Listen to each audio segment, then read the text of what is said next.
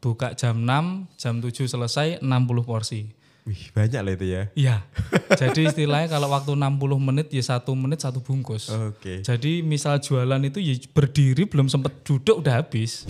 Kalau yang cabang kedua waktu itu saya salah memperkirakan tempat. Karena saya pikir di tempat itu kalau menjelang jam sekolah itu trafiknya tinggi. Ternyata setelah kita jualan di sana itu hanya trafik aja. Orang berlalu lalang banyak, ternyata nggak terlalu banyak orang beli sarapan di situ. Yang jadi pertimbangan saya, kita nggak untung pun nggak masalah. Yang penting untuk belanja besok sama gaji teman-teman itu nggak tertunda. Berarti kayak mistis di kuliner itu saya merasakan sendiri ya. Benar adanya ya? Alhamdulillah merasakan. Benar adanya? Iya benar adanya. Dan Jadi, beneran sepi menurun. Ketika ada dampak? Iya kalau sepinya sih enggak. Cuman menurun dari penjualan biasanya. Assalamualaikum warahmatullahi wabarakatuh. Waalaikumsalam warahmatullahi wabarakatuh. Mas Jo, kita ketemu lagi. Siap Pak Agung. Teman-teman, kita hadirkan ini Mas Jo ini adalah orang yang boleh dibilang apa Mas ya, berpindah ya Mas ya, dari dulu seorang bekerja menjadi pengusaha begitu. Betul. Siap. Ya bukan sih Pak. Bisa dibilang bukan karena bosen sih, cuma mungkin lebih ke apa ya, himpitan ekonomi kebutuhannya naik gitu. Himpitannya naik, gaji nggak naik-naik gitu. Gajinya belum naik gitu, malah turun. Oke, siap. Kita mulai dulu Mas. Berarti dulu kerja di mana Mas Jo? Dulu awal setelah nikah bisa dibilang belum punya modal sama sekali. Terus ikut di salah satu brand baju gamis perempuan sebagai admin. Kemudian bekerja kurang lebih 1,5 tahun. Terus habis itu karena penjualannya turun. Kukut ya? Alasannya gitu. Belum kukut waktu belum. Alasannya awal itu penjualan turun sehingga harus gitu beberapa ada karyawan itu harus diliburkan, dirumahkan sementara bahasanya. Kemudian setelah itu di rumah, habis itu sempat jadi sopir mobil box, kirim minyak goreng ke area Tulungagung, Blitar sampai hampir Trenggalek. Oke. Terus saya coba kontak lagi, Pak ini dulu katanya saya diliburkan per 1 tahun. Per 1 tahun itu saya baru tanya lagi. Terus kayaknya nggak bisa lanjut Mas. Dah sampai datang ke sini, terus akhirnya dapat pesangon dari pihak yang bersangkutan, akhirnya sudah putus hubungan kerja. Di sisi lain saya juga tetap di rumah itu punya usaha karena istri juga seorang ilustrator, gambar-gambar bikin motif hijab, kemudian custom tulisan ucapan pernikahan, terus bikin undangan-undangan pernikahan seperti itu tetap saya jalankan dari awal pernikahan sembari nyambi lah istilahnya. Di sela-sela waktu kerja begitu ya? Di sela-sela waktu kerja, jadi pagi berangkat kerja, pulang, terus kadang masih harus nyetak undangan pernikahan dan lain-lain. Terus setelah itu ada langganan. Nah, langganan saya kulaan untuk bikin produk-produk dari kayu. Kayunya itu entah, kadang seperti ini. Ini yang kecil ini. Apa namanya? Amit. Nah, ini buat tataan minuman atau apa. Dulu di tempat kerja sempat bikin seperti ini. Berarti kayu bekas ya Mas? Kayu bekas yang diolah jadi. Oh, kayu baru. Kayu baru. Dari yang ada 3 macam waktu itu, di sana ada pinus, ada mahoni, terus sama jatilondo. Nah, jatilondo itu baru yang pakai bekas palet. Biasanya palet apa ya? Palet itu biasanya kalau di palet kan bungkus itu kan, yang bawah itu kan. Betul, biasanya buat di gudang itu buat tataan. Ya biar nggak langsung nyentuh sama tanah kan atau lantai gitu ya. Itu biasanya bahan jatilondo itu sebenarnya kalau dipoles bagus tampaknya dan juga kuat. Cuman minusnya kalau udah bekas palet ya ada lubang-lubang kayak gitu. Ya. Ditawari karena saya dulu waktu di brand Gamis itu pernah jadi admin marketplace, pernah jadi adminnya Instagram juga. Karena punya kemampuan ditawari, Mas tak ajak kerja punya aku gimana no? Oke, enggak apa-apa wis. Tapi piye? Maksudnya pitungnya piye? Yus kekeluargaan aja lah. Oh ya wis. Berarti sama kayak umumnya lah gitu. Akhirnya di sana kerja selama kurang lebih sekitar 7 bulan. Ternyata juga harus dirumahkan karena penjualan turun dan di sisi lain juga di tempat produksinya itu karyawan senior itu lebih memilih keluar untuk membuka usaha sendiri daripada ikut ke bosnya, tempat kerja saya dulu. Akhirnya saya juga ikut dirumahkan, nganggur lagi. Akhirnya beli mesin press kaos buat sablon, mencoba buat brand kaos anak Bulan dan Bintang, jalan untuk sekitar hampir 1,5 tahun, terus agak turun lagi mungkin ya karena kurang improve dengan model-model terbaru, karena juga waktu itu saya juga menyadari bahwa tren itu berubahnya sangat cepat. Dan saya juga punya bukan idealis ya, apa ya? Ya idealis mungkin ya. Kita bisanya bikin kaos yang model lucu kayak gini ya ini aja gitu. Salahnya mungkin di situ. Terus akhirnya yaudah coba cari kerja lagi. Kerja di daerah timurnya Rumah Sakit Iska, rumahan, cuman jadi apa ya? Advertiser. Tukang iklan. Nah, tukang iklan itu terus jalan 2 bulan berhasil, cuman yang berhasil itu cuma di jualan saya. Yang advertiser lain menjualkan barang-barang yang lain itu enggak jalan. Penjualan turun. Akhirnya karena juga saya yang karyawan baru, akhirnya saya dirumahkan lagi. Bertepatan dengan itu, istri udah mau melahirkan 3 bulan lagi. Itu anak yang anak yang kedua. Oke. Jadi ya gimana orang mau lahiran terus nggak punya modal buat lahiran gimana kan gitu. Oke. Dari uang gaji yang terakhir itu saya sama istri memutuskan udah kita apa ya jualan kecil-kecilan lah sembari yang lama tetap kita jalankan. Misal ada pesanan kaos kita bikin, misal ada pesanan undangan nikahan kita juga bikin lagi. Terus kita nyoba jualan es kulkul. Es kulkul. Nah, apa itu es kulkul itu? Es kulkul. Ngetren di tahun 2023. Dari awal 2023 cuman waktu itu di Tulungagung saya mantau di Instagram terutama. Itu yang baru rame cuman ada 1 tempat. Sampai detail ya di survei. Itu 1 tempat itu di Tulungagung atau di luar Tulungagung? Di Tulungagung. Di Tulungagung itu baru rame ada 1 tempat. Iya. Itu di baratnya Golden Swalayan. Daerah kota. Di depan SD. Oke. Nah, hanya di daerah situ. Terus saya pikir kalau di ngunut jualan kira-kira laku enggak ya? Saya pikir gitu. Kebetulan di depan rumah juga ada bimbingan belajar kecil. Akhirnya kita coba jualan. Jualannya juga enggak di pinggir jalan sewa lapak atau gimana, ya kita jualan depan rumah aja. Alhamdulillah jalan. Karena ada sekolahnya itu kali ya? Ya, itu ada bimbingan belajar itu bisa jalan. Kategori jalan itu gimana sih Mas? Maksudnya untung atau laku berapa begitu? Kalau dibilang untung, alhamdulillah untung karena juga laku. Kalau saya bilang jalan itu waktu saya buka pertama, itu per 1 harinya itu bisa laku sampai sekitar 200 bahkan 300 tusuk. Es ulkul itu kan buah, nanti dipotong-potong kecil-kecil terus ditusuk sate, masuk ke freezer beku, habis itu dicelup coklat jadi es buah coklat itu namanya es kulkul. Es kulkul ya. Ngetren waktu itu. Waktu itu ngetren, rame sekali, terus bahkan ketemu dengan karnaval bulan Agustus, jual pinggir jalan rame.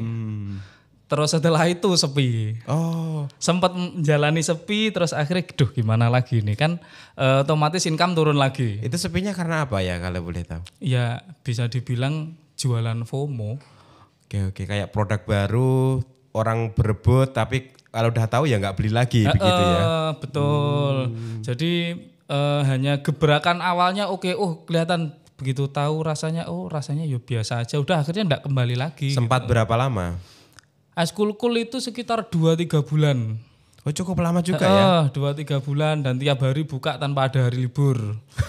Misal udah tutup mejanya, kalau orang ketuk pintu mau beli mas tumbas, oke kita layani selama buahnya ada.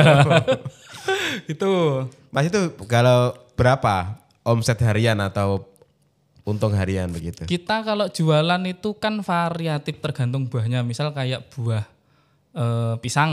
Pisang itu kan murah. Jadi kita jual per tusuknya itu 2.000. Itu kita margin bersihnya masih bisa 50%. Jadi keuntungan per tusuk itu bisa 1.000. Terus nanti kalau misal seperti buahnya stroberi atau anggur kita jualnya 3.000. Itu kita masih bisa untung di angka 1.500, kadang 1.000 tergantung harga naik turun. Itu masih bisa jalan. Berarti kalau laku kisaran 200 sampai 300 harian ya lumayan ya Mas? Nah, itu pun satu tempat. Dulu sempat terbesit mau buka kontainer rebut pinggir jalan ya. Cuman terbenturnya biasanya kalau kita sewa di tempat itu dari yang punya rumah itu listriknya nggak mampu kalau dibawain freezer. Oh ya karena harus tadi ya harus dibekuin beku, tadi ya. Betul. Kalau kita pakai box es itu kurang lama. Jadi misal mungkin cukup 2 jam itu aja udah mulai leleh buahnya. Jadi nanti kalau udah leleh kan otomatis coklat itu juga nggak mau beku. Aku bayangannya kan enak ya Mas ya, ada es beku habis itu dicelupkan coklat. Kayaknya kebayang kok enak, tapi kok orang nggak mau beli lagi ya. Enak nggak sebenarnya itu es kulkul itu? Kalau dibilang enak Pak, soalnya waktu kita jualan yang masih di depan rumah itu sebelum nyoba jualan di karnaval itu ada anak itu selama kurang lebih sekitar 3 minggu itu tiap hari beli ada. Jadi isi anak ini pasti setiap mau berangkat bimbingan belajar sekitar jam 12, setengah 1 itu pasti dia beli. Turun dari motor orang tuanya langsung beli. Pasti itu. 2 minggu sampai 3 minggu kalau nggak salah. Lantas kenapa kok bisa cuma 2 sampai 3 bulan ya? Ya mungkin itu Pak, karena habis masanya, habis masa euforia untuk belinya itu udah habis gitu. Tapi ada juga penikmat, berarti mungkin penikmatnya nggak begitu banyak kali ya? Ya bisa jadi seperti itu. Soalnya setelah saya jualan itu saya coba keliling-keliling area Ngunut. Itu ada orang yang jualan di tepi jalan pun juga enggak rame akhirnya. Padahal sudah jualan di tepi jalan gitu. Ternyata mungkin ya karena euforianya udah habis. Oke. Tapi cukup menolong lah ya. Cukup menolong, betul. Bisa bisa bernafas. Bisa bernafas dikit gitu ya. Bisa bernafas. Mungkin awalnya nafasnya itu Senin Kamis jadi Daud akhirnya. Daud itu berarti Senin nafas, Selasa gak nafas dulu, Rabu. Tahan dulu. Berarti cuma naik maju sehari tuh berarti. Betul, intervalnya kan maju lumayan. Ya, oke. Terus akhirnya istri putar otak lagi. Gimana yo? Oh istri ya yang couple atau gimana? Terciptanya sebuah ide. Nah, istri itu ya namanya istri juga kebutuhannya juga harus terpenuhi kan gitu. Iya, kalau nggak ada uang juga nafasnya tetap rapuh ini. Betul. Akhirnya cobalah kita jual nasi gigit. Ada yang nyebut nasi kepal, ada yang nyebutnya lagi nasi cokot dan lain sebagainya. Terus, sama tapi itu produknya sama. Intinya sama. Cuma sebutannya yang berbeda. Betul. Terus modelnya piye? Modelnya gimana? Terus cari di YouTube. Kebetulan itu waktu itu sing paling terkenal terdekat itu ada di Kediri. Oh berarti Tulungagung belum terjamah ini. Tulungagung belum masuk waktu itu. Peluang nih gitu. Nah, cuman sebelumnya itu ternyata sudah ada yang seperti itu tapi bikinnya nggak dadakan. Dia itu pagi udah dibungkus nasi, dikasih lauk, dikasih nasi lagi, terus dititipkan ke tukang sayur keliling tiap pagi. Itu ada. Wah berarti masih ada peluang. Gitu. Saya ada peluang. Dari uang yang terkumpul itu saya jadikan modal lagi. Waktu itu uang yang terkumpul berapa? Waktu itu berapa ya Pak? Ya nggak ada 5 juta sih Pak. Tapi bener-bener sedikit waktu itu. Dan itu kan juga menjelang tadi dikatakan kelahiran anak yang kedua ya. Menjelang kelahiran anak, betul. Jadi jualan es kulkul itu kurang lebih sekitar bulan Juli, Agustus, September. Oke. Nah, akhir September itu udah kita bismillah coba buka nasi gigit itu. Yang mana sebelumnya itu udah survei ke kecamatan sebelah dan ternyata juga belum ada yang jualan. Akhirnya udah kita rilis. Hari pertama jualan. Masak lauk itu istri. Masak nasi itu mertua. Saya bagian jualan di pinggir jalan. Kalau dari rumah itu mendukungnya karena gini, mentalmu bagus kalau jualan pinggir jalan. Oh gitu ya. Maksudnya mentalnya bagus sih gak ada izin gitu tuh. Gak ada izin, betul.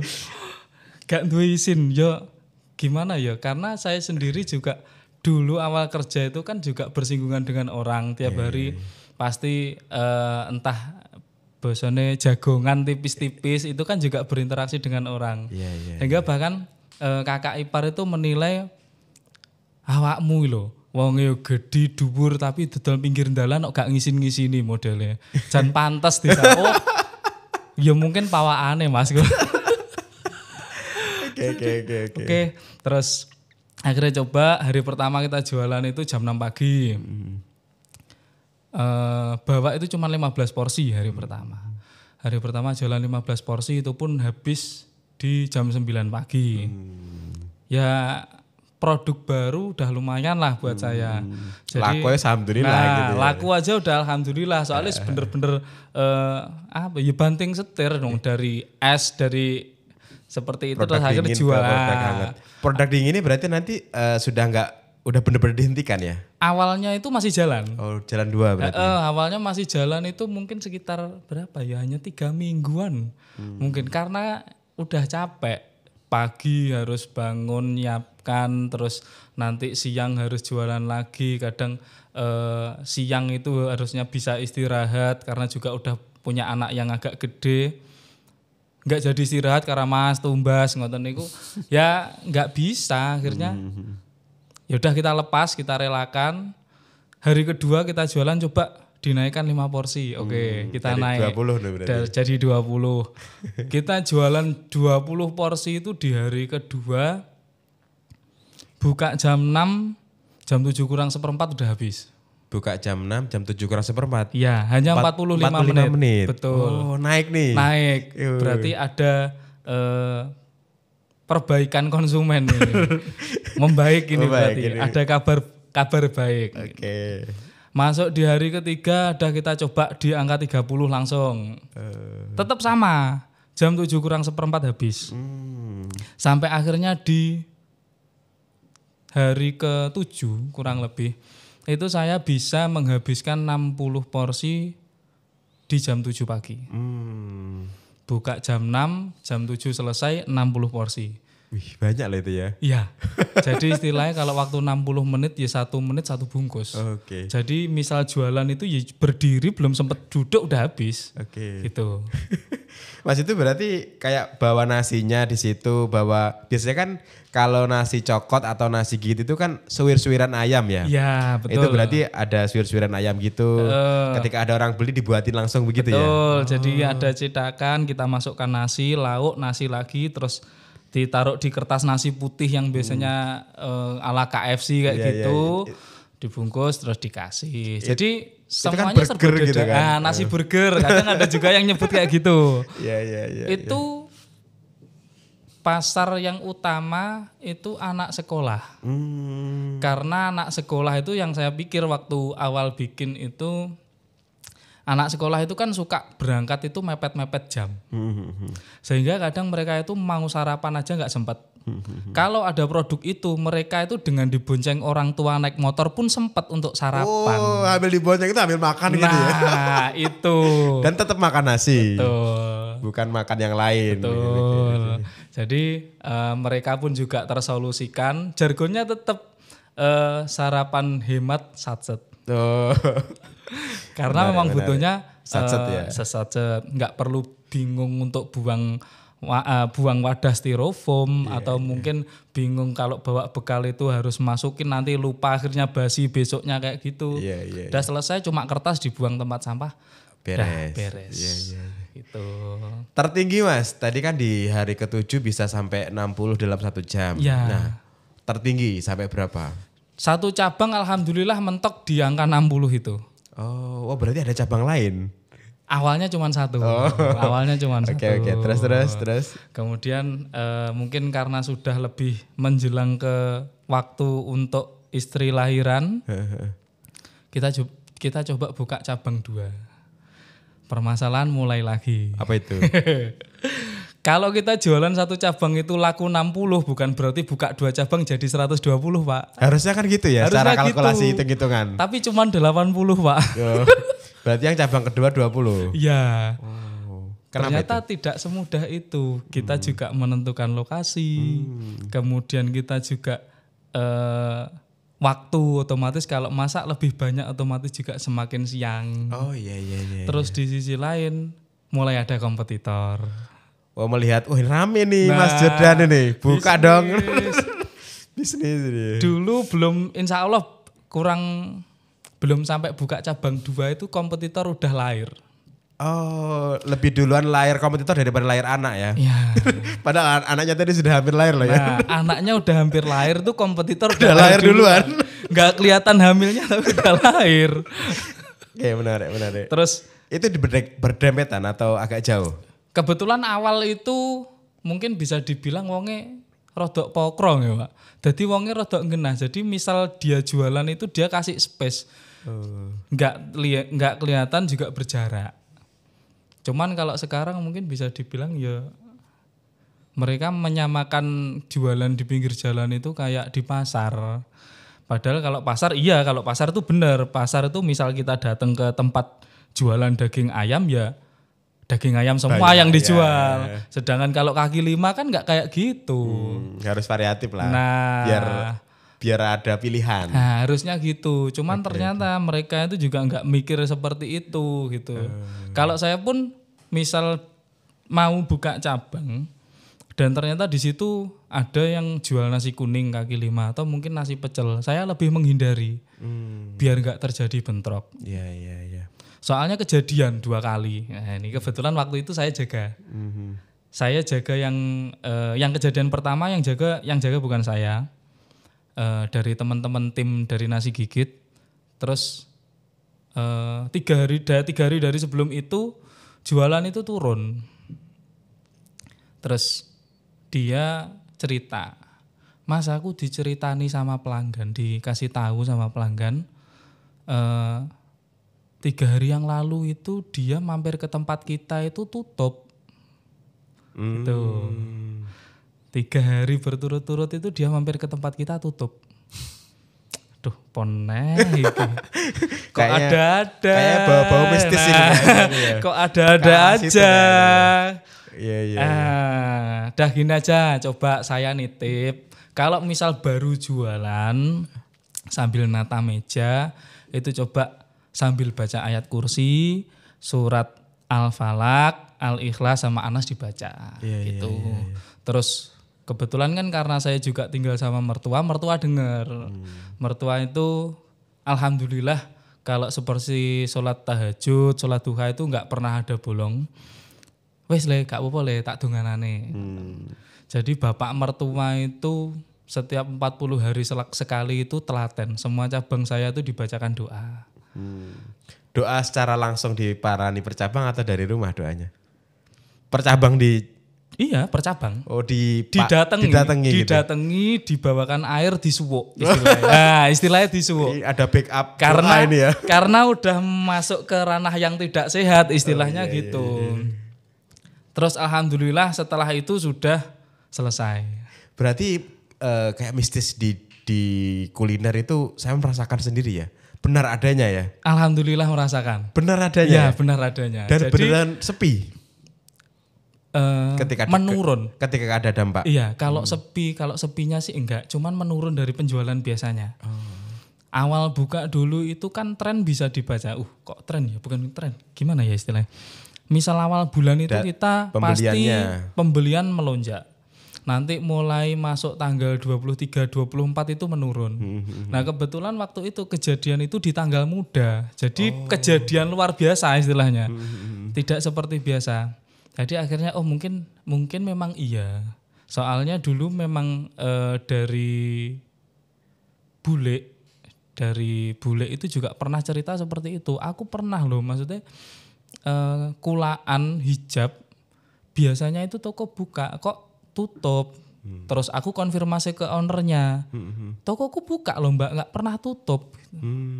Dulu pernah dapat cerita dari bule seperti itu, terus saya sendiri jumpai akhirnya, mungkin memang ya bener bisa terjadi gitu. Itu pernah dicek kayak ada apa-apanya gitu, ada sesuatu? Enggak juga ya? Kalau dari orang Jawa mungkin bilangnya kalau barangnya itu masih berupa bunga atau mungkin lek ngarani buntelan. Buntelan itu cuma kayak kain kafan terus diikat di dalamnya ada apa itu kita bisa lihat. Oke. Tapi kalau yang ditabur itu tanah kuburan kan nggak bisa kelihat. Iya. Karena Sama-sama tanahnya. Nah, pinggir jalan itu kan sama tanah gitu. Kayak gitu-gitu ya. Pasti ada. Tapi ketika berkat Allah lah tentunya ya, dengan wasilah doa betul. Yang kemudian setiap 40 hari sekali disambangi mertua itu terhindar dari itu semua. Alhamdulillah terhindar pada waktu itu. Oh, berarti waktu cabang ketiga pernah terjadi lagi seperti itu. Kebetulan orang yang cerita itu malah pas yang jaga saya sendiri, karena dari teman-teman tim itu, Mas aku izin nggak bisa masuk besok. Yaudah akhirnya saya gantikan. Terus ada pelanggan itu datang pagi banget. Saya belum nata meja itu dia udah datang. Jam berapa sih bukanya kalau nasi cokot? Kalau sekarang buka 5:30. Oh, lebih pagi daripada tadi. Betul. 5:30 ada yang datang. Datang kemudian bilang, Mas, aku 2 hari kemarin kok sampean tutup. Loh, jenengan mungkin kesininya kesiangan. Jam berapa? Loh, saya kesini 6:30 Mas. 6:30 harusnya masih buka. Oh, mungkin wis habis Mbak. Mungkin udah habis, saya mikirnya gitu aja. Udah. Setelah itu ya daripada ada apa-apa lagi, ya udah coba tempat itu harus segera dikasih doa. Harus diruqyah ini. Harus diruqyah ini. Pasti ada hubungannya lagi kayak yang pertama dulu. Saya mikir gitu. Udah daripada berkelanjutan juga nggak enak, karena juga kita tuh jaga pelanggan. Ya harus gitu lagi. Harus berdoa lagi. Kalau saya sendiri pasti saat masak, terus saat buka meja itu pasti juga sambil doa gitu. Cuman kadang kalau tim kita kalau dari pagi itu nggak dikasih tahu juga kadang lupa. Berarti itu harus mertua yang bisa doai di situ atau sebenarnya bisa. Semua orang bisa. Semua orang pasti bisa. Hanya saja kadang kan ada orang yang memang seperti cerita di zaman Nabi Musa. Nabi Musa sempat tersesat di semak-semak oleh orang yang mendoakan jelek kepada Nabi Musa. Okay. Padahal Nabi Musa itu kan seorang nabi kok sempat-sempatnya didoakan jelek dan mustajab. Dan itu kan berarti memang semua orang itu doanya bisa diijabahi, tapi ada yang langsung, ada yang ditunda, ada yang diganti. Itu. Kalau menurut saya kebetulan mertua itu orang yang misal berdoa itu mudah untuk diijabahi. Itu. Jadi istilahnya mertua itu ketika dengar ada kejadian seperti itu langsung pasang badan. Langsung aku siap gitu ya. Aku siap. Karena juga ketika pagi biasanya kalau sekitar jam 3 itu kan kita mulai masak. Istri masak lauknya, saya masak nasi. Kalau ada tim yang enggak masuk, saya juga akhirnya turun tangan. Nah, mertua itu setelah sholat malam gitu kadang keluar. Ya ke lingkungan RT atau apa itu lihat kondisinya gimana. Ya kebetulan orangnya itu memang suka keluar jam segitu, setelah sholat malam itu keluar. Nah, ada kejadian seperti itu ya didoakan ya sekitar jam segitu, jam 3, jam setengah 4 itu udah keluar untuk mendoakan tempat-tempat itu. Udah. Ya alhamdulillah, tapi di sisi lain ya memang ternyata persaingan itu seperti itu. Siap. Mas kembali lagi ke tadi, selain katakanlah selain ilmu mistis kan tadi kan juga dikatakan ketika buka 1 cabang 60, ternyata buka 2 cabang yang ekspektasi kita 60 ternyata 80. Ya. Nah itu kalau Mas Jo menganalisa karena apa? Kalau yang cabang kedua waktu itu saya salah memperkirakan tempat. Karena saya pikir di tempat itu kalau menjelang jam sekolah itu trafiknya tinggi. Ternyata setelah kita jualan di sana itu hanya trafik aja. Orang berlalu lalang banyak, ternyata nggak terlalu banyak orang beli sarapan di situ. Akhirnya sampai pindah 2 kali itu baru ketemu yang bener-bener bisa jalan laku. Berarti pindah 2 kali itu pertama nih kurang laku, pindah lagi, kurang laku juga. Lagi. Oke. Terus pindah lagi baru laku. Nah itu gimana kriteria tempatnya? Yang satu, kalau di wilayah sana itu kita nggak bisa memastikan ya. Yang jelas kita itu nggak bisa jualan di jalan utama. Jadi istilah apa ya? Primer, jalan primer itu kita nggak bisa jualan. Jalan provinsi begitu. Betul. Kita harus jualan di jalan sekunder kedua, second choice lah istilahnya. Jadi misal ada jalan besar itu belok, jalan besarnya lurus, kita belok, nah itu baru jalan yang bisa kita pakai opsi untuk jualan. Kenapa gitu? Kalau untuk jalan utama itu kemungkinan karena untuk jalur cepat seringnya, gitu. Terus juga karena mungkin ya namanya sarapannya porsi kecil. Kalau untuk orang-orang yang anak-anak sekolah SMP dan SMA itu kurang masuk. Karena mungkin mereka juga masa pertumbuhan butuhnya makan lebih banyak. Malah justru sekarang itu kita paling banyak itu beli 1 anak TK PAUD SD. Terus ditambah lagi para pekerja yang mungkin bisa dibilang mulai mengurangi porsi makan. Jadi itu paling banyak beli di situ. Kalau SMP SMA udah nggak masuk. SMP SMA jarang beli. Kecuali mungkin kalau anak SMA itu yang cewek yang mulai mungkin mengurangi makan. Betul. Itu porsi-porsi mengurangi makan masuk lah ya. Masuk, betul. Soalnya gini Pak, yang saya jual itu pakai nasi gurih, bukan nasi biasa. Jadi misal kita perhitungan di HPP itunya pasti lebih tinggi daripada yang pakai nasi biasa. Iya. Masih ada tambahan garam, ada tambahan santan ya. Betul. Di situ selisihnya otomatis selisih lebih banyak. Terlebih lagi per hari ini harga ayam, harga beras itu tinggi. Ya hari itu ini tinggi sekali ayam. Jadi kalau yang jadi pertimbangan saya, kita nggak untung pun nggak masalah. Yang penting untuk belanja besok sama gaji teman-teman itu nggak tertunda. Gitu ya? Kalau saya gitu. Nggak untung nggak masalah? Nggak untung nggak masalah kalau memang pas kondisi ayam seperti ini. Terus kadang juga kita jumpai sepi itu kalau di musim liburan sekolah.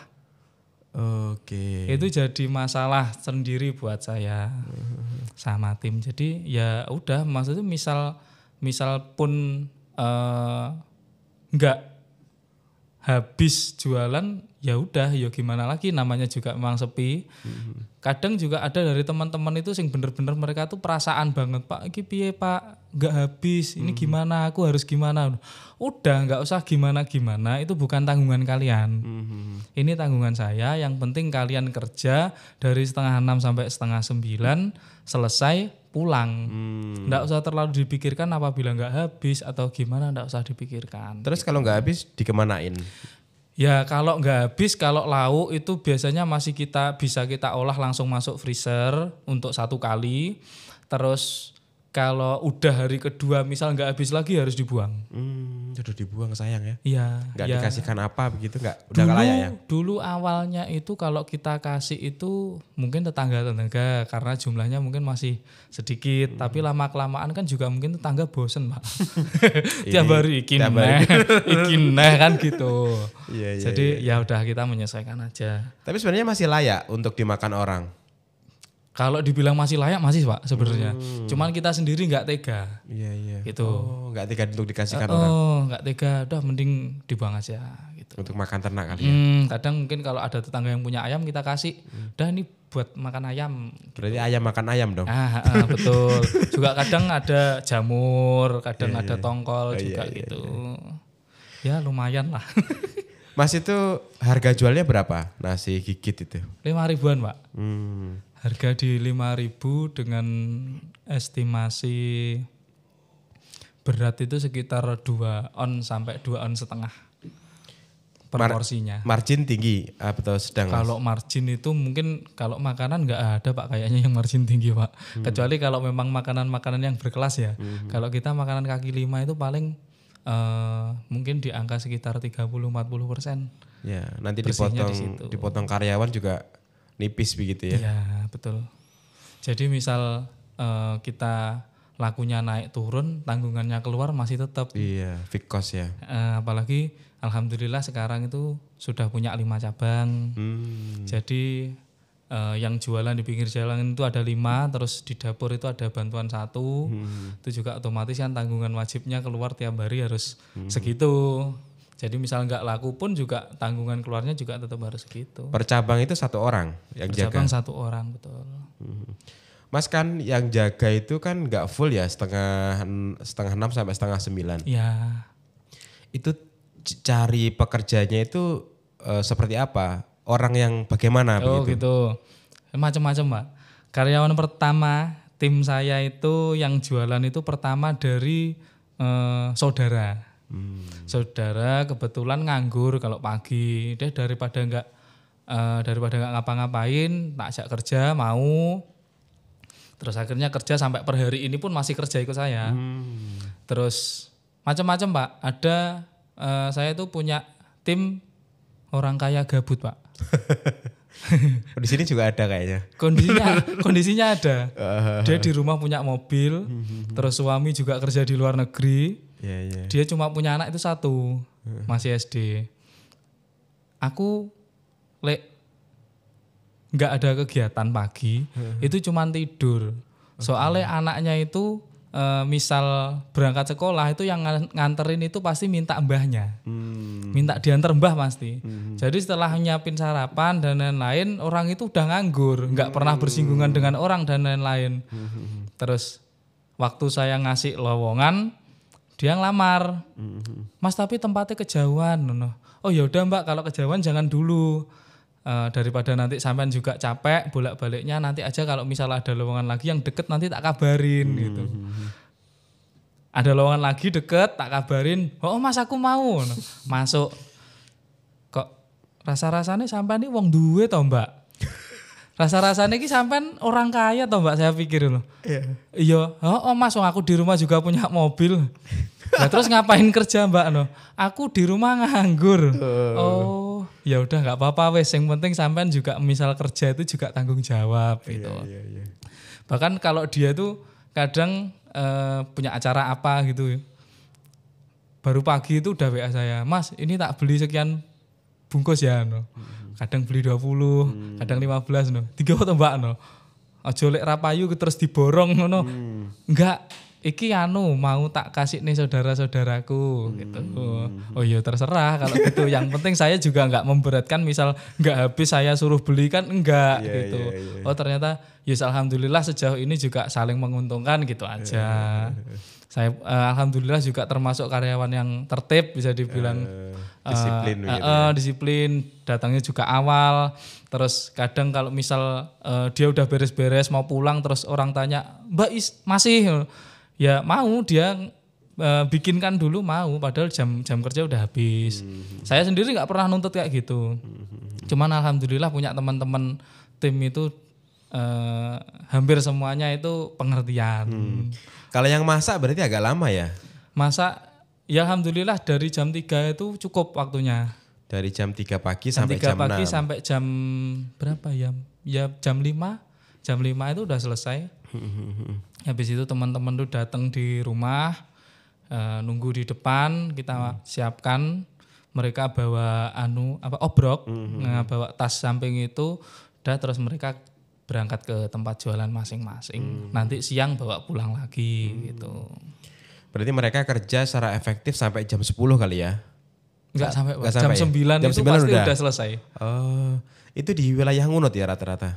Kebetulan masih di wilayah Ngunut semuanya. Oh, 5 cabang itu 5 ya? cabang di wilayah Ngunut semua.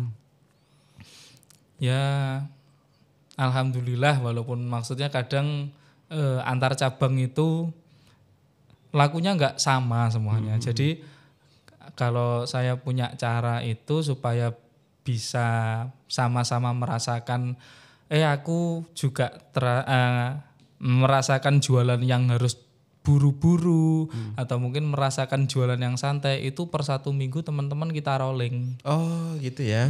Jadi teman-teman itu misal minggu ini di cabang 1, minggu depan di cabang 2, minggu lagi di cabang 3 gitu. Kebetulan yang deket-deket itu ada 3, 1, 2, 3 itu.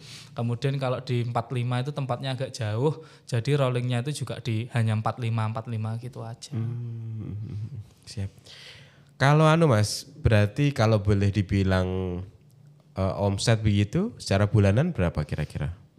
Kalau omset bulanan saya jarang ngitung karena harian ya? Karena dapatnya uang kan harian gitu. Iya. Kalau omset harian itu ya alhamdulillah rata-rata itu di angka sekitar 800 sampai 1.200. Oke. Hariannya di situ. Untuk 5 cabang. 5 cabang. Jadi dulu juga harapannya itu misal punya 1 cabang laku 60, 2 120, 3 180 itu sementara ini belum tercapai. Sampai saat ini belum tercapai ya? Sampai saat ini sementara belum tercapai. Pasti ada yang naik, ada yang turun gitu ya? Betul. Kadang ada yang biasanya lakunya dikit gitu. Kita kasih dikit aja, ternyata baru jam 6 lebih 1/4 udah Mas aku udah habis piye iki. Akhirnya saya harus turun cari cabang yang kurang laku. Masih belum laku banyak, saya pindah gitu. Jadi ya sama-sama saling bantu lah gitu. Yang penting mereka juga enak, misal yang selalu saya tekankan, misal temanmu pulang pagi, itu kalau bisa yang lain juga pulang pagi. Jadi kita substitusi, ya entah hanya dipindah mungkin hanya 5 porsi, 10 porsi itu kalau bisa membantu kan kenapa enggak gitu. Tapi yang paling sedikit sampai berapa? Kalau yang udah ada itu yang paling sedikit itu di sekitar 15 porsi aja. Kalau udah 15 porsi nggak nutup ya? Nggak nutup, sama biaya sewa tempat pinggir jalan itu nggak nutup segitu. Sama yang jaga juga kan? Sama gajinya yang jaga juga. Tapi kalau secara rata-rata Mas, akumulasi dari 5 cabang itu masih oke nih, masih worth it ya? Masih jalan Pak, umpama misal 1 bulan itu kita masih punya cicilan rumah sama cicilan mobil itu cukup Pak. Wah banyak berarti? Misalnya loh Pak. Misalnya. Tapi alhamdulillah saya itu nggak tertarik untuk nyicil Pak. Jadi pilih nabung aja. Cicilan mobil katakanlah 5 juta sebulan. Ya jangan yang 5 juta dong Pak, yang 3 aja. 3 juta ya udah. Cicilan mobil 10 juta cicilan rumah 10 juta. Nah, ya jangan yang 10 juta loh Pak, yang rumah subsidi kan 1 juta lebih dikit Pak. Tapi artinya gini ya, kalau di compare nih dari dulu kerja ikut orang kan udah beberapa kali. Iya betul. Dengan usaha ini lebih enakan mana? Sama-sama enak Pak. Sama-sama enak. Tergantung kita pakai sudut yang mana. Oke. Gitu. Kalau kita pakai sudut karyawan tuh enak Kak, kita nggak mikir Pak. Kecuali kalau kita kerjanya divisi R&D Pak. Kita terus itu. Tenang nggak boleh nih, harus mikir apa yang baru gitu ya. Nganggur dikit harus keluar cari inspirasi mikir lagi kan gitu. Tapi kalau kita pengusaha itu kita biasanya terima gaji, sekarang kan gaji orang Pak. Terlebih lagi itu hak orang. Kalau kita kemakan kan bahaya juga. Ya kalau orangnya ridho-ridho aja. Tapi kalau ternyata di balik itu orangnya berdoa jelek kan kita juga repot gitu. Jadi makanya saya bilang tadi yang utama itu nggak boleh kita sampai nunda gaji karyawan itu nggak boleh. apapun yang terjadi. Misal kita nggak untung sekalipun nggak masalah. Gitu. Oh gitu ya? Iya. Itu tak dengar beberapa kali. Artinya itu sebuah kutipan penekanan yang banget kayak itu. Penekanan gitu. Soalnya hak orang lain, kita kan bahaya kalau makan hak orang lain itu loh. Yeah. Tapi pernah nggak laba sama sekali? Pernah itu paling sedikit ketemu itu satu hari cuma dapat 40.000 atau gimana.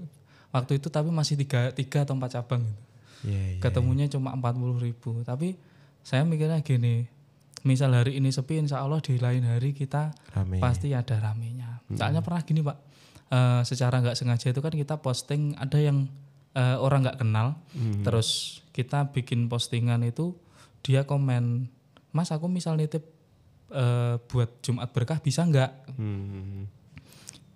Tapi mohon maaf Kak, kalau kita disuruh kasih ke tempat panti atau mungkin ke panti jompo itu belum bisa. Kita paling bisanya di pinggir jalan, kasih tempat yang orang-orang tukang becak dan lain-lain.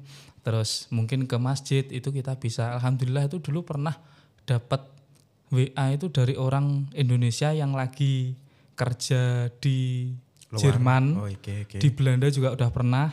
Itu mereka di sana itu kan biasanya mungkin karena sama-sama orang Indonesia bikin asosiasi.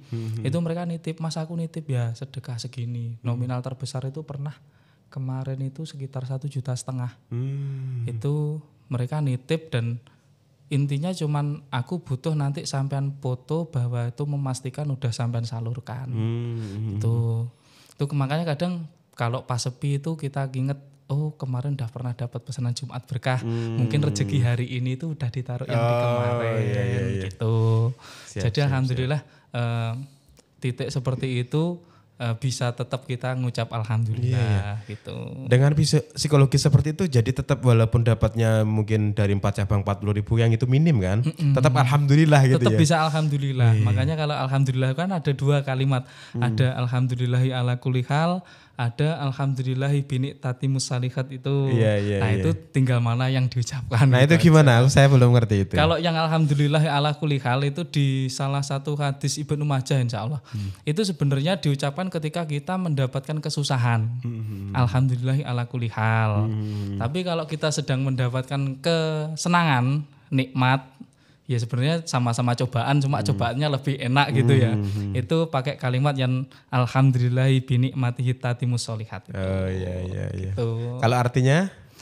Kalau artinya alhamdulillahi ala kulli hal itu alhamdulillah atas segala kondisi, ala kulli hal, atas setiap keadaan. Kondisi. Entah baik entah buruk tetap alhamdulillah intinya gitu ya. Intinya alhamdulillah. Alhamdulillah. Walaupun ada merengut ya. Walaupun tapi setidaknya kita tetap mengutamakan Allah dulu. Walaupun ya mungkin namanya manusia. Karena kalau kurang itu juga pasti menggerutu.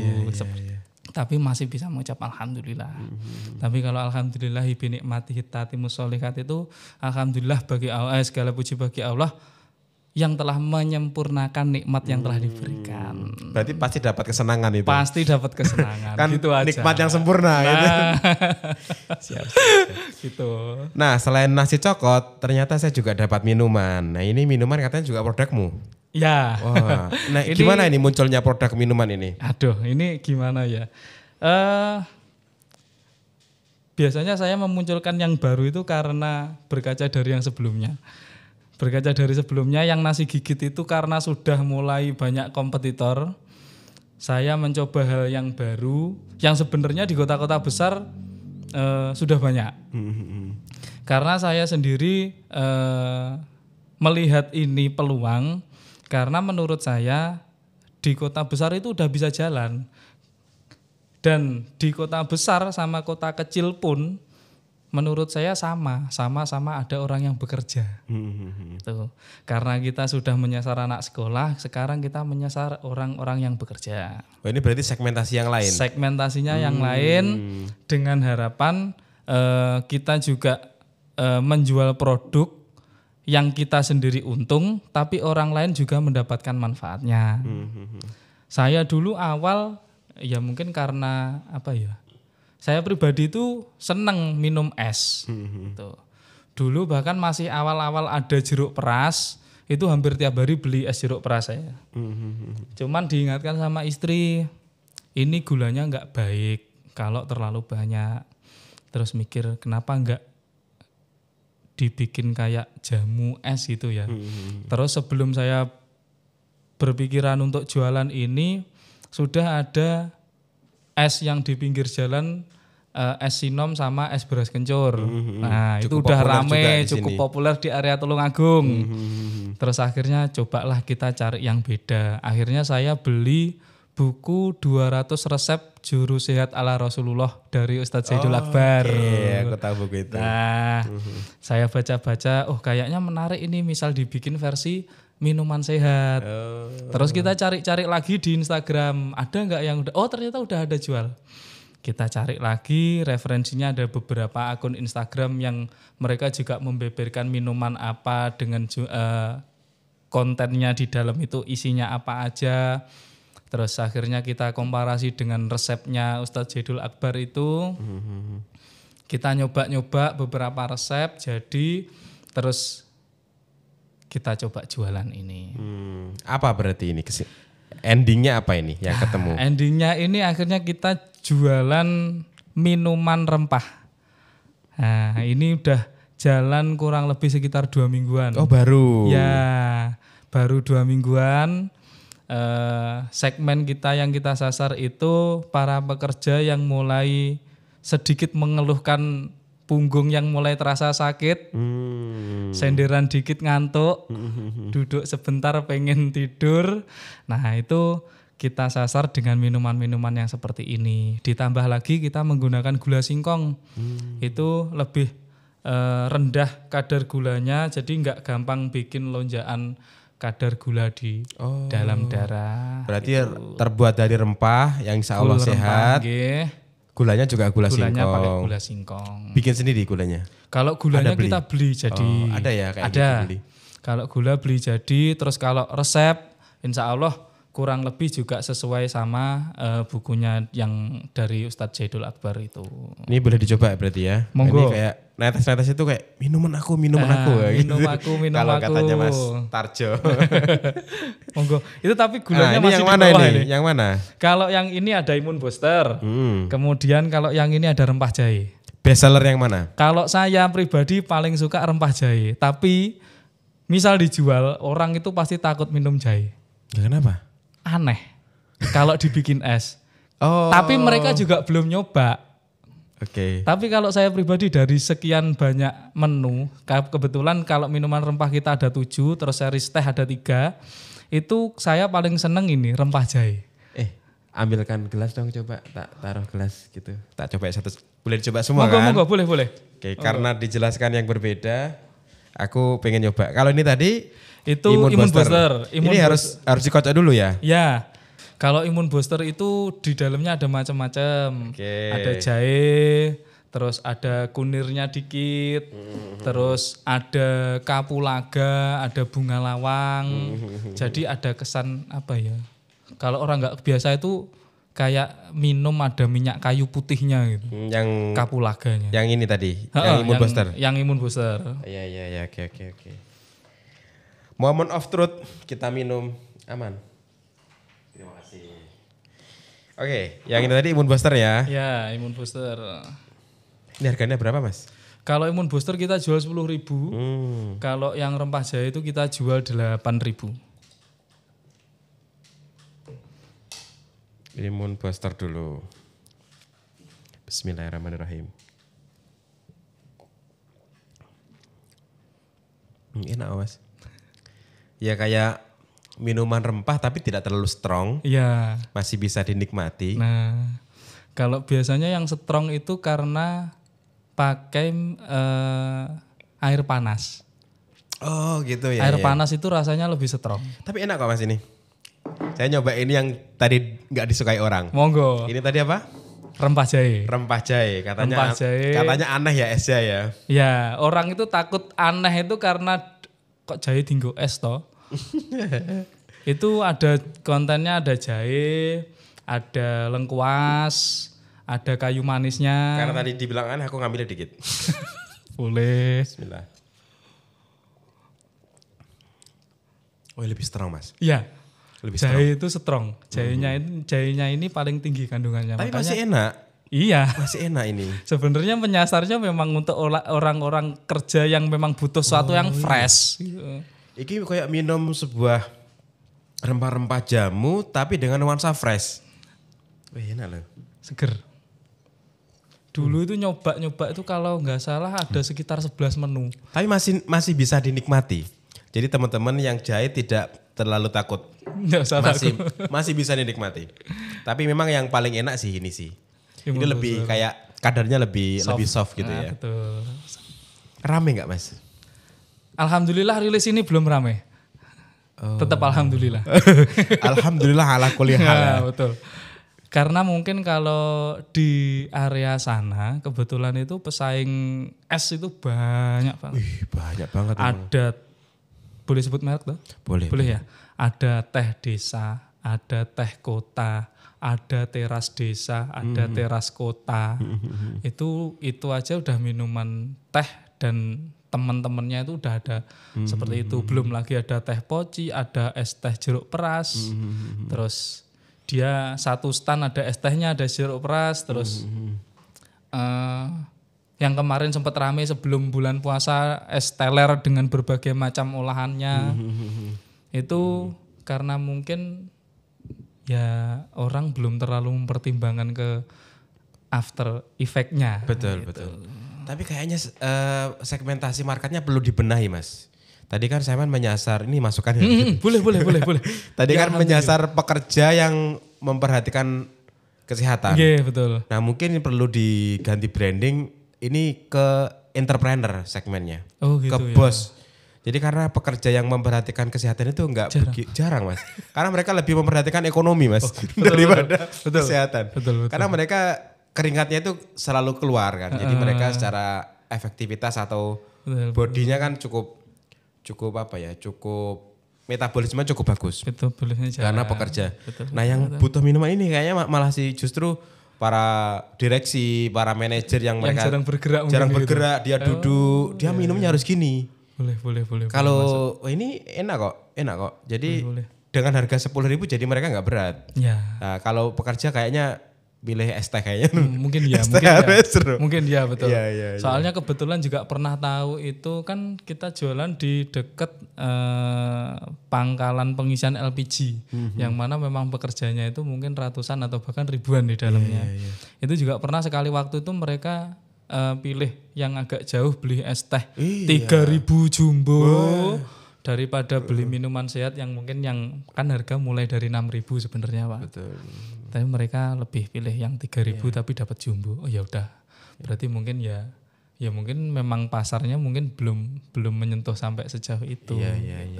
Enak kok tapi ini secara produk sudah enak.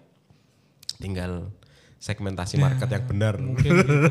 Sebenarnya kalau di judul jualan itu kita udah kasih tulisan jelas. Tulisannya itu judulnya kebetulan kita ngambil judul rempahin. Oh, rempahin. Ya, di bawah itu tulisannya kebaca itu minuman sehat yang enak. Oh. Sebenarnya gitu. Jadi segmen utama kita memang pekerja. Karena kita juga memikirkan ngambil contohnya itu kurang lebih seperti itu. Kebetulan contohnya itu ada di beberapa kota. Yang kemarin kita ambil contoh itu dari Bandung, Malang, terus Magetan. Itu rata-rata memang segmen mereka itu para pekerja. Pekerja ya? Ya. Oh. Makanya kita ngambil ya udah kita samain aja. Iya. Tuh. Siap, terus mungkin atau mungkin karena wilayahnya juga kurang familiar dengan minuman yang baru seperti ini, bisa jadi sehingga menyebabkan juga belum terlalu ramai untuk awal pembukaan. Atau mungkin edukasinya kurang lama, bisa karena jadi. ini kan kayak kategori yang sangat baru bagi mereka. Betul. Sebenarnya memang beberapa orang itu yang udah balik untuk beli lagi juga ngomong enak Mas, maksudnya juga aku ngerasa habis minum ini batuk-batuk juga reda gitu. Makanya ada yang kemarin besoknya itu beli lagi. Ternyata tapi ya mungkin karena mungkin juga mereka masih takut untuk nyoba karena mungkin dalam tanda kutip jamu itu biasanya pahit. Akhirnya mungkin masih entar aja lah mungkin nyoba gitu. Siap. Terakhir Mas, kalau apa nih kan ternyata usaha ini bisa ibaratnya bisa menjadi pengganti dari dulu yang kerja sekarang dapat penghasilan dari usaha. Dan alhamdulillah udah berjalan 2 tahun ya untuk betul. Yang nasi gigit nasi gigitnya. Kalau visi dalam berbisnis itu apa kalau dari Mas Jo? Kalau visi berbisnis itu saya simpel aja Pak. Yang penting sanggup buat ibadah lancar. Kalau saya gitu. Jadi selalu diniatkan kita jualan, terlebih jadi laki-laki itu untuk cari nafkah, memberikan nafkah kepada keluarga. Itu yang penting kita juga bisa prakteknya itu ya kurup. Misal kita jualan itu dengan jungkir balik pun juga ongkosnya juga sama jungkir balik, bukan kok kita jualan dengan susah payah tapi dapatnya dikit. Yang penting ibadah bisa lancar, gitu aja. Berarti usaha untuk sanggup ibadah. Betul. Wah, mantap. Intinya saya di situ. Salut ini sama anak muda yang berpikiran akhirat. Mas, terima kasih. Siap. Telah hadir di Pecah Telur. Sama-sama. Semoga usahanya makin lancar nih, makin berkah. Amin. Closing statement dari Mas Jo. Buat yang masih jadi karyawannya orang, kalau pengen resign aja, nggak usah besok-besok. Tapi kalau masih pengen di situ, udah nggak usah bahas resign dulu. Karena pusingmu hari ini itu masih lebih pusing lagi ketika kamu harus cari kerja. Oke. Tapi kalau udah kamu jadi pengusaha, pusingnya tiap hari. Tapi hal yang kamu kerjakan pasti akan berbuah. Entah itu langsung atau besok atau lusa. Dan jangan pernah kamu berhenti berusaha hanya sekedar karena tersandung batu kecil. Mantap. Aku tadi bilang closing statement tapi aku ingat sesuatu. Mas Jo ini latar pendidikannya apa? S1? Aduh. Bukan Pak, saya lulusan SMK jurusannya gambar bangunan Pak. Oh, bukan S1 ya? Bukan, saya SMK, yang S1 istri. Oke. Jadi kalau mendidik anak, istri lebih ngambil peran dan mungkin lebih sering kirim postingan Instagram ki woconen gitu. Kalau saya lebih ke ide-ide lah itu aja. Terima kasih Mas Jo udah mampir di sini. Siap, sama-sama. Terima kasih teman-teman udah nonton. See you next episode. Assalamualaikum warahmatullahi wabarakatuh. Waalaikumsalam warahmatullahi wabarakatuh.